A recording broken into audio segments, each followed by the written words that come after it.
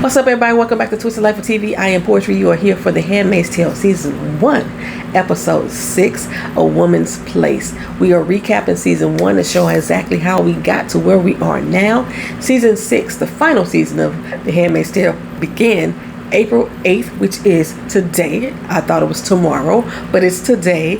So there are 3 episodes online right now on Hulu. You can go ahead and watch that on your own. I am not going to be reviewing those episodes until later on in the week. Episode 1 will come out probably Thursday. Episode 2 will probably come out over the weekend. Episode 3 will probably hit like Monday or Tuesday, and then starting next Wednesday, I'll be doing weekly recaps of the final season. Don't forget, we're going to have a giveaway. If you come into the Season 1 recap, you'll find out how to win this book set by Margaret Atwood. We've done this 4 times. Not only do you get this book, you also get the Testaments. So there's 1 book set that's going to be given away to a lucky winner. And then the Testaments, book 2, actually begins on Hulu next year. Alright, so we're going to pick it right on up, right where we left off, where June and Nick are in the throes of passion, child. She said it was good. And like, she reached her climax 3 times, at least. He did it twice himself. But it's never, ever, ever, ever going to happen again, right? So we go to the next day. Her and the other handmaids, they have to go out there and scrub the wall. It's just columns and columns of blood stains where bodies used to be. And they trying to figure out why the heck are they there. Janine is like, girl, we just out here finger painting. Something is clearly wrong with this girl. She is losing her marbles right in front of them.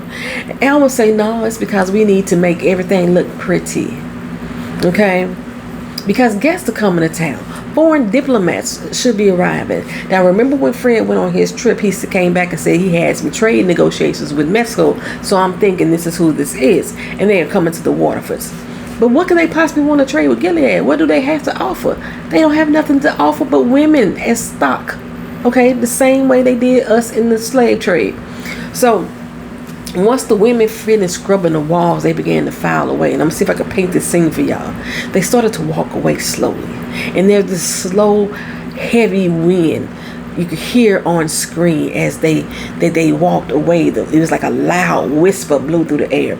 Water starts to pour down the walls. And as the water pours down the walls, the handmaids who are walking by starts to fade out of scene. Okay? And as soon as the handmaids began to disappear one at a time, the blood stains on the wall started to fade as well. All they left was a trail of bloody water just cascading over the curbside like it was Niagara Falls. The water that's cascading slowly transitions into water rushing out of a faucet, landing into a bathtub full of water mixed with blood. At first I was thinking that June got a period, but that wasn't it. Okay, she was just washing off the blood from cleaning off that wall. June, she laid there in the tub, tracing her skin like we sometimes do when we love ourselves, man. I touch myself. Ooh, that goes my shirt up over my head. Oh my, that's what she was doing, right? But she was thinking about Nick and Night, pun intended, yes indeed. She was aroused. So she decided to satisfy herself, But Rita busted in and fucked all that up. Came in the bathroom and told her, look, girl, we need you to get dressed. Serena Joy needs you downstairs, right? So June went to her room. She got dressed and came down there to meet Serena Joy, but Serena Joy wasn't there. And then she stood there looking at the bed that she's violated on every month. She grabs hold to the bedpost the same way Fred does when he's mounted on top of her and itching for his release, right? And she starts to think. And you hear like the slight grunts and moans just, playing in her memory. But I don't think she was thinking about Fred. I think she was thinking about Nick in that moment. Well, Serena Joy came to the room and quickly snapped her butt right back into the present day. She needed to give her a once over. Okay, look her up and down, make sure that she was all right. And she told her, we have the Mexican dignitaries. They coming, okay? And she's like, okay, you look fine. You good. Boom, bye. So June say, girl, red is my color. Red is my color. I was surprised Serena Joy didn't smack the shit out of her for making that comment. But, she tell her, look, when these good folks come up in here, don't be coming out here and speaking out of pocket. You better act right, okay? You would not embarrass me. Do you understand? June is like, oh, whatever you say, massa. Whatever you say. She stood there. Serena Joy dismissed her, but when she closed the chiffon, she still saw June's reflection right behind her. It kind of scared her in the moment, right? She even so when June decided to go ahead and leave out the room and walk out without saying a word, then she made sure to look at her walking down the stairs and make sure June asked her wasn't coming back. Okay, but when she looked down the stairs, who did she see? She saw Fred down at the bottom of the stairs, pacing. And then she did the same thing that June did to the bedroll. She grabbed the handrail. We called it the banister back in the day. She grabbed the banister and she reflected back on the time when her and Fred were in throes of passion. Okay, baby, they took it to church. They had some deep sexual prayer before they got busy, before Fred took her to heaven. And I'm sorry, Lord. I know, look here, I won't be citing all of Genesis before I have sex with anybody, right? I may call out your name during the process. I'm gonna let you know that right now. If he good, he doing it right, I may call out your name. But I'm not gonna be reciting those scriptures. Sorry, not sorry. You know my heart. You know my heart. They were like overly passionate and indulgent, and it seemed like the word just got them more aroused. And then I thought, what the fuck changed? Because Fred don't act like he don't like her at all right now. He barely accept a compliment from her, and I haven't heard him give a compliment to her at all. Well, Nick, he handing out compliments, child. He sees June in the hallway. He like, you cute, okay. She was like, I wore this for you. She trying her little wits with him. It didn't work too well with Serena Joy. He say, you don't have to wear anything for me. Stoic face. She was kind of taken aback. Like, I thought we was just flirting. I thought we was just playing right here. Like, he was saying, don't do nothing special for me because you ain't special. Okay? I didn't take it that way. I took it as him saying, you ain't got to wear anything for me. Like, you ain't got to have no clothes on. That's what I took it. I like you without them on. And I think that I was right. Okay? Because the next thing we know, Nick is reaching out a little pinky finger. Touch her hand. So slightly, gently rubbing up and down here, right here, right here, right here. And as soon as he touched her, she was so elated. She had a hot and heavy sigh. I was like, dang, girl, did he touch it like that? Want somebody to walk up behind me and kiss me on my neck and breathe on my neck. You know what I'm saying? That's how she was feeling in the moment. That little caress set her soul ablaze. Okay? Well, Fred, he interrupted their little moment they was having. He said, Nick, go and bring her in here. Escort her into the room. So once June entered the room, there was like men in black all over the place. And one woman stood on the other side of that door. So Fred introduced Ambassador Castillo from Mexico. June immediately thought it was one of the men. The one she walked up to, her name was Flores. Mexico has a woman in charge. Big up to Claudia Scheinbaum. You know what I'm saying? I'm positive, Miss Scheinbaum, that you would be considering handmaids like Ambassador Castillo is, because again, the only stock that they have is women. And as the first woman to ever hold office in Mexico, the 66th president of Mexico, I am certain that you would not enslave your own sisters. I'm certain that you would not allow a fascist fool to talk you into that bullshit. Not Claudia Scheinbaum, but Ambassador Castillo on this show, she's intrigued by the handmaids. However, she's being misled. They asked June what was her real name. June was like, I don't go by that name anymore. Fred said yes, because it's an honor for them to carry our names as part of their sacred position. So Castillo like, okay, I need to know more about this sacred position. So she then asked June, did she choose to be a handmaid? See, the rumor out there in the world is that they are kidnapping women, which is what they're doing. So Castillo need to know the truth. But did you really expect her to say it? She's in a room full of ambassadors or commanders. Did you really expect to say, nah, girl, they snatched my black ass up and raped me once a month. They killed my husband, took my kid. No, she's not going to say that. So she lied and said, yes, she chose this. They would have just been better off interviewing Glenn, the new one, okay, because she's all in. Okay, she told them anything they wanted to hear with a smile. Flores already knew the tea, because when June said, blessed be the fruit to him, he quickly responded under his eye. Only people down with Gilead is saying that, right? So next thing she said, are you happy? I gotta know, are you happy? being the life that you chose. It's hard, girl. It's hard out here for a pimp. And when she asked that question, baby, everybody stopped breathing. Butts clenched tight, everything. June was like clenching her hands so tight that her knuckles turned white. And she's a white woman, so she turned white. You know what I'm saying? She told her, yes, I choose happiness. So yes, okay. Everybody gave a deep sigh of relief for that answer. So we learned why they was having hors d'oeuvres. I think they call them hors d'oeuvres. Is that how you pronounce them? I call them hors d'oeuvres. That Gilead is completely organic now, okay? But Mexico and the rest of the world, not so much. They having trouble with their agriculture due to all of the global warming that's happening here. They don't know how to keep up with the current weather changes. So to pop their collar just a little bit, Putnam, he steps up and he says, our orchards down in Florida, they thriving, baby. They popping big time. So Fred tell Rita, go in there and get her one of them oranges so she can see. Let me tell you, I live here in Florida. Florida oranges are nasty to me. I don't know what's in the water. Florida and oranges are nasty.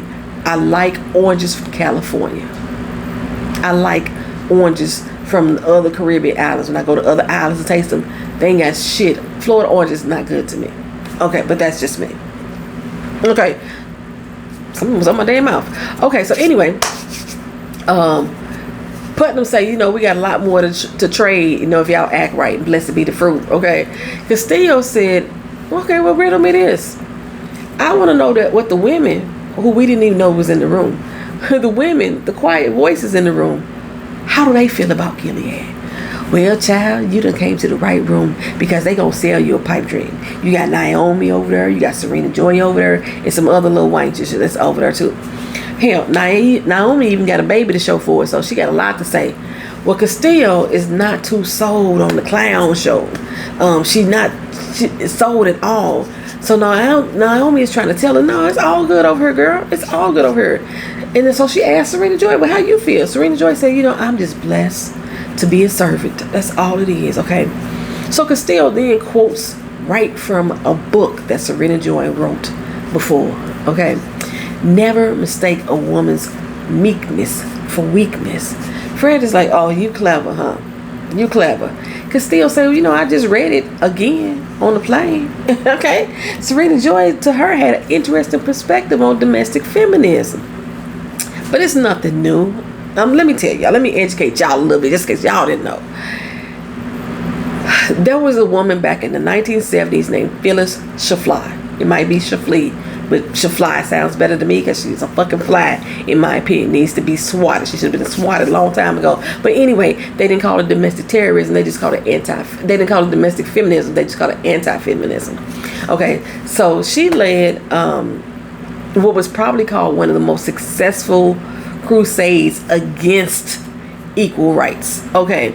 And in St. Louis, we had a library. St. Louis is my hometown. We had a library named after her. But once I learned who Phyllis Schlafly was, bitch, once I learned who she was, that she was against equal rights, that she was against women's rights, that she was against gay rights, that she was against abortion, I didn't step another fucking foot in that library.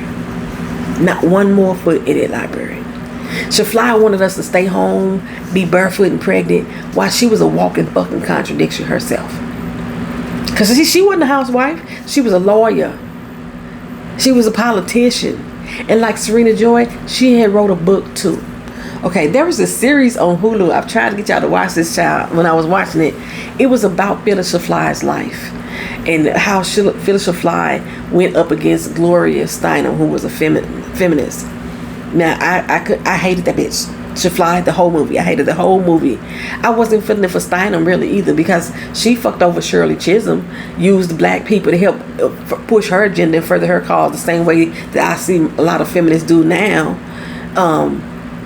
But they not really like trying to help us with our fucking cause, okay? But I digress.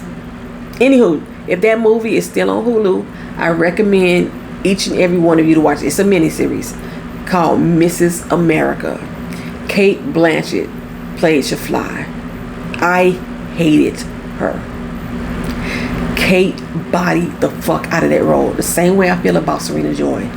The lady who plays her, bodies the hell out of that role. But I hate the character.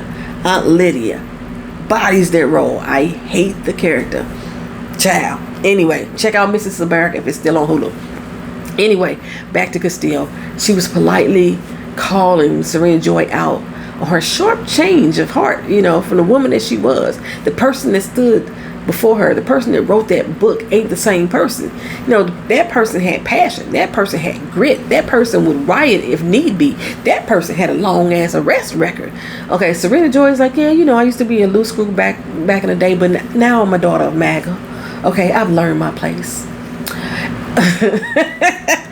I'm sorry, y'all. She's the daughter of Gilead. Same thing. Castillo said, when you wrote that, though, did you ever imagine you would be living in a society like this? So Serena Joy was taking, like, what the fuck you mean? I'm offended. A society like this? You mean a society that has a carbon footprint that has increased and improved better than the rest of the world? You know what I'm saying? She said a society where women who you wrote the book for, women who you wrote the book about, don't even have the rights to read the damn book right now. That's why she made it a point to say she read the book on the plane. Hell, you can't even read your own shit right now, or anything else for that matter. Serena Joy at first was reluctant to answer her because she was kind of put on the spot, but she recovered quickly. Serena Joy pretty good at that. She says, God asked for sacrifice, okay? And with that, those who sacrifice, they are blessed. And Gilead is proof of God's blessing, okay?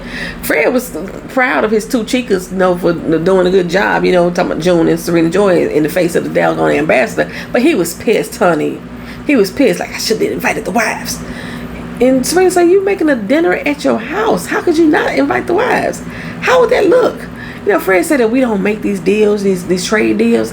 Our currency will fall apart in 6 months. Your arrest record, it didn't help the cause, okay? And I was like, Fred, is that what the problem with Gilead is? Her arrest record? Is that what the problem? Keep lying to yourself, okay? So Serena Joy, she kept trying to get Fred to see the light, but he pulled the plug on her lamp, child. Told her opinion had no value to him. But back in the day, her opinion matters to him then, okay? Fred wasn't getting nowhere with the doggone men as far as discussing Project 2025. And he said all these men do is talk and none of them have guts to follow through. Plus the FBI is watching them. But once they get in the office, they can fire everybody, When after them, they can fire them all. Y'all know I'm just ad-libbing, but it fits. Doesn't it fit? I meant to say Agenda 47, not Project 2025. No, I meant to say what I said. But you see how it fits the narrative. Everything matches. It syncs up. Anywho, Serena Joy makes him get out of the house. We going to the theater like J.D. Vance did. They got booed at the Kennedy Center. Ha ha ha. Anywho, they went to the theater. And while we were there, we learned that Serena Joy is the one who came up with the idea to use women as a reproductive source. It would be a good theory to present to the men, and would be a good theory to be a topic of her second book. See, this is where we learn that the model for the Handmaid's life, for which it is currently, was presented and created by Serena Joy. I don't think that I really paid attention to that until later episodes. But Fred and the committee, they just helped it bring it to life. That's all they really did. Took credit for it. And at that moment, Fred gets a text, said that the orders have been agreed upon. Serena Joy was happy. But what's the orders? There shall be 3 separate attacks. At first, I was trying to relate it to the attempts on Trump's life, but no, that's not the 3 attacks they was talking to. I was like, okay, we had the Capitol attack, and maybe there's 2 more. But no, that's not it either.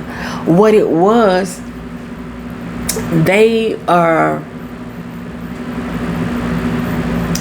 attacks that they did on this show have already been done to us, right? And this is the moment that I knew that Serena Joy could never be redeemed in my eyes.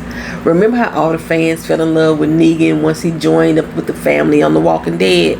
Everybody loved him, not me. I hated Negan to the end. I refused to watch the spinoff because Negan was the star of it. I hated him to the end. I feel the same way about Serena Joy. I feel the same way about Aunt Lydia. Fuck them bitches. Okay? Well, this is the plan. This is the 3 attacks. Their first is Congress. January 6th. Check. Then the White House. getting Trump back into office, taking over the Senate, taking over the House. Check. Then the courts, the Supreme Court giving Trump immunity, overturning Roe v. Wade, and all the other stuff that the Supreme Court has done to go against the current Constitution. Check, check, check. They've done it all three of them. I'm going to say it again. I've said it a lot. Someone sat there with a highlighter and went through the Handmaid's Tale book for this current administration, and they outlined what that they should be doing and putting into Project 2025, what they should be doing and put into Agenda 47, how this current administration is moving. You know, that's exactly what they did. They did it in this TV show. This book was written in the fucking 70s, 80s or something like that, the 80s. They've done it. They use this as a blueprint. That's exactly what they're doing. Melania tell Serena Joy tell Fred, praise be, it had to happen. There will be pain, but things will need to change. Ain't that the bullshit they telling us? Ain't that the same thing Trump said? It's going to be real bad at first. It's going to hurt real bad, and then it's going to get good. They think that they saving us. Fred tell them we saving them. We're doing God's work. Mike Johnson, ain't that what he say? How many times have I called Serena Joy a bitch in this episode? Well, let me say it one more time. Bitch. That's how I feel about her. Back in June's room, Nick comes to fetch her. Fred won't. But before she goes, he pushes her up against the wall, and they give into their lust just briefly. They pining for each other, child, at each and every turn. And anyway, June goes to where she is beckoning. Fred needs to play Scrabble. He needs to let loose of something, vent. You know, he in there bitching. How the fuck they got the nerve to question us? What planet they saving? They ain't saving a damn thing. Can't even feed their own fucking people. Half they people malnourished, and they got the nerve to be judged us. They can't even keep a fucking leader. They done had 3 presidents within the last year. Then he turns to June and said, am I boring you? Because she's sitting there like, am I boring you? Okay. And he tell her, it's a privilege for your ass to be in this damn room with me. June says, I know. He kicks her ass out. Just go. Bye. But before she goes, she puts on a brave face, makes her back straight, put on a little fake smile, and cater to his ego. Let me cater to you. I'm sorry. Can I stay? Please. All meek. And his ego is stroked. He's like, okay, you want to stay? Bring it in. She was not expecting that at all. He starts to fill her up, and then he forces her to kiss him. She obliges, but he still puts her ass out. Because Fred knows that she playing with him. Right now, in this moment, she playing with his fucking feelings. So, baby, June got back to her room, and she started to brush her teeth. She brushed so hard the gingivitis kicked in. Just blood-soaked gums and everything. And then she rinsed out her mouth, and the blood started washing away down the drain. And it reminded me of the water rushing off that curbside early in the episode when it was washing the blood off the walls. No matter how much you scrubbed, no matter how much she scrubbed, it makes it disappear. Visually, it still exists. It still happened. It ain't going away. Well, Aunt Lydia had the girls lined up for some fancy dinner. They even had their own table settings, and Janine was just ecstatic. She was happy, you know what I'm saying? They supposed to be guests like everybody else. Well, Serena Joy comes to the line and asks Aunt Lydia to go and line them up. And Aunt Lydia looks at her like, who are you talking to? You don't give me orders, okay? And she says, line them up, okay? What part didn't you understand? So, she finally did what she said. She lined them up, and Serena Joy walked the line, and then she said, you need to get rid of all the damaged goods. Get rid of all of them, okay? And Janine was like, what you mean? I can't go to the party, okay? She was excited as hell to go to this doggone shindig, and now you telling her she can't go? No, baby, not today. Aunt Lydia tells Serena Joy, look here, they all suffered for the greater good. They all should be honored. Serena Joy, her girl, bye. Girl, bye. You don't put bruised apples on top of the crate and try to sell them? No, that ain't what you do. So she put about 6 bruised apples, maybe 10 out the crate, and Janine was one of them. And Janine was not having it. She started to flip out. She started to spaz. She wanted to go to the damn party. But Aunt Lydia was like, calm down, calm down. Warren, calm down, calm down. You know, she kept on saying that. And Aunt Lydia got a soft spot for her. She had to call her by her real name to get her calm down. Janine. I didn't even realize that the first time, right? Aunt Lydia tell her, look, you right. This ain't fair, baby. This ain't fair, but sometimes we gotta suffer for the greater good. But I'm gonna make sure you get hooked up with all the desserts that you want. Janine made her pinky swear like she was a 2-year-old, and Aunt Lydia did it. You know what I'm saying? So for the rest of the handmaids, they get to go off to celebrate. And the room was lavish, you know, full of architecture, full of artwork, bright lights. You know what I'm saying? It felt like a silent auction to me. All eyes were on them. And Serena Joy waited patiently in the hallway for her grand entrance. But before, back in the day, Serena Joy sat in the hallway waiting to make a grand speech before the men, only to be denied. Fred came out and said, you know, they ain't gonna let you speak to her. And she can't even discuss her own plans, bitch. Okay, Fred said, I keep telling them you should be a part of these discussions because you've been there from the beginning. And I'm like, I don't believe Fred. But Serena Joy said, it is what it is. I understand. I was like, you sure, girl? Because your face looked cracked. Your face looked cracked. Pick it up. Putnam came out the room and said, Fred, she cool? She all right? Fred's like, she gonna be good. It's just that she's been involved in this from the beginning. You know, Putnam said, yeah, well, that's our bad. We gave him too much leeway. Gave him too much responsibility. And just like all MAGA nuts, they chose to go against their own self-interest. You know what I'm saying? We let them forget what their purpose was. We ain't gonna let that shit happen again. Okay, so back to the future. It's Serena Joy's time. She enters the room and takes her seat next to Fred. And he's like, what the fuck is up with that? All the handmaids should have been here before the ambassador got her. She's like, patience, young squire. Patience. Listen and learn. She stood up and made a speech. All the men in the room stopped breathing. Like, the fuck is she doing? Fred, you ain't got your bitch in check. So Serena Joy, she continued on anyway. She thanked the guests for being there, gave gratitude for the girls. So, you know, they done gave all that they can give. So the handmaids have blessed us. And now blessed be the fruit. Let me present the fruit to you. And it wasn't a bowl of oranges, child. It was the children of Gilead. So Serena Joy brought these kids out. All the handmaids were gut punched. Everybody else in the room ecstatic. But the handmaids is looking at their faces. They couldn't breathe. They couldn't move. They seen children that they gave birth to that they haven't seen in years. Okay. Castillo was the most impressed. Alma says, well, it looked like they're getting that trade deal after all. Hey, June, what you heard last night?